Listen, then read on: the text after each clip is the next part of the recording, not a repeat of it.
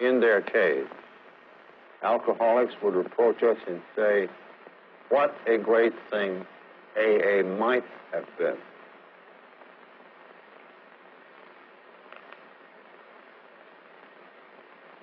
Every AA member knows that he has to conform to the principles of recovery.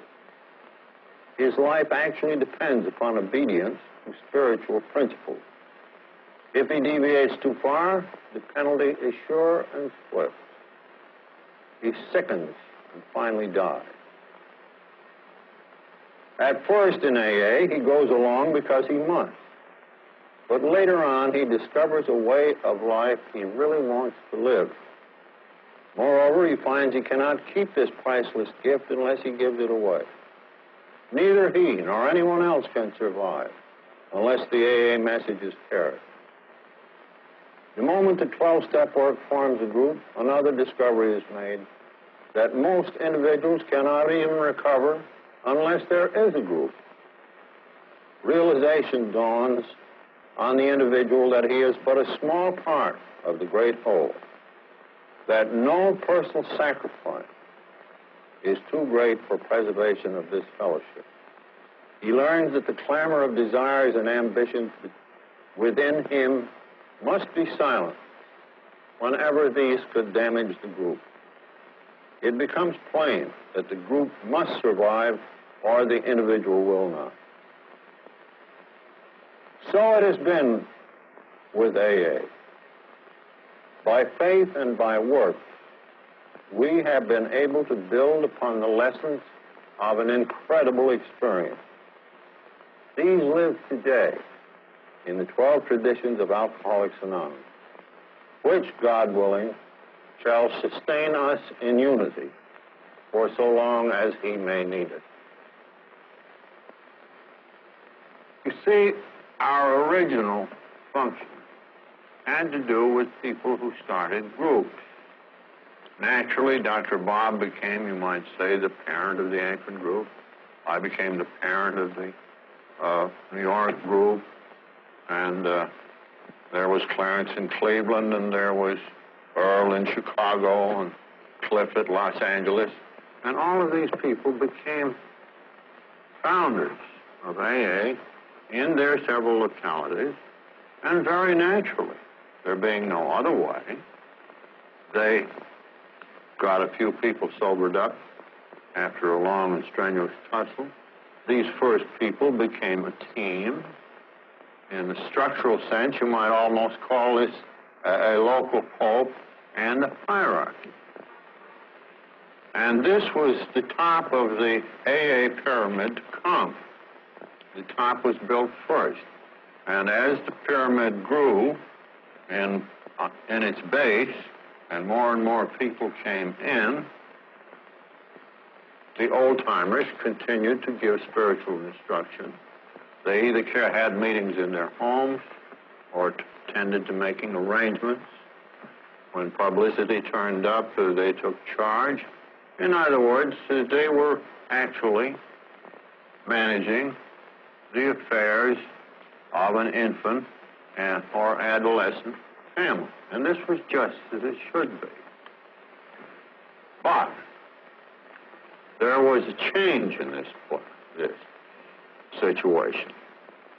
When AA got further spread and rapidly spread, first by the Plain Dealer articles in Cleveland, and then by Mr. Rockefeller's dinner, and finally the great smash of the Saturday Post piece of 1941, which brought us 6,000 new members within a year's time.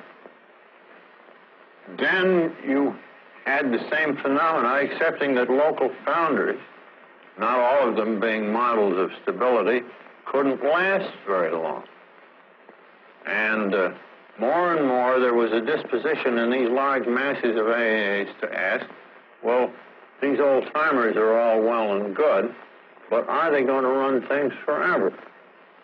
And this was a very disconcerting pressure to Dr. Bob and me, and particularly to some of these old-timers. Because we were the first two on the scene, it seems that we had a quality of lasting longer than the others. In fact, I only bowed out just in time here a few years ago, and death took Dr. Bob. But at any rate, this was the fundamental of it. So that you began to develop the group which said, in effect, you old-timers ought to get over on the sideline. And those of you that we like and respect, we are going to continue to consult.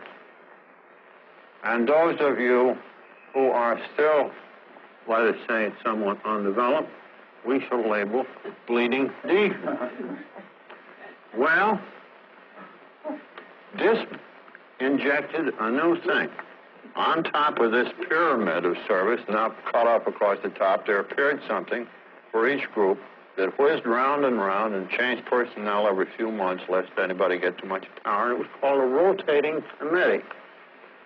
And at the group level, this was fine, and it was easy for the groups, knowing everybody at hand, to name successful group committees that acted exactly in a town meeting fashion. Well, then some years later, as urban problems got to be tremendous, and there had to be some head or tail way, when they got into that phase, they found immense difficulty for all of these urban people, or even representatives of them, to get together to choose people, a committee, to manage and conduct an intergroup office. This was a very difficult business. In fact, I can think of one town where the confusion was so great that you had 4 or 5 competing old-timers with telephone numbers, each of which announced that this is AA, not the other ones, this one is. Now, when they came to put in an office, the schisms in the town were so bad that they actually had to draw lots to get the first office management out. Well, that wasn't such a great success because it stopped the political clamor, but at the same time, it didn't furnish the office with the best possible top management. But little by little, the intergroup management still remained basically democratic in its structure. The group representatives had all the ultimate power, but the committee managing the office could nominate its successors on the theory that they would know the people of the kind of skills required that would be necessary.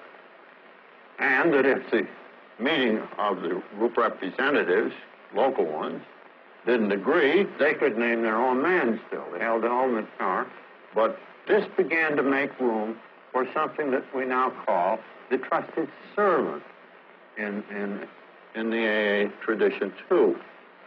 The discovery that you couldn't operate AA in a large urban area on a purely town meeting basis. It was simply too big. Let alone could you operate AA services worldwide. I mean, you couldn't elect a bunch of trustees to serve here in New York by putting out some names and a slate to vote on all over the world. You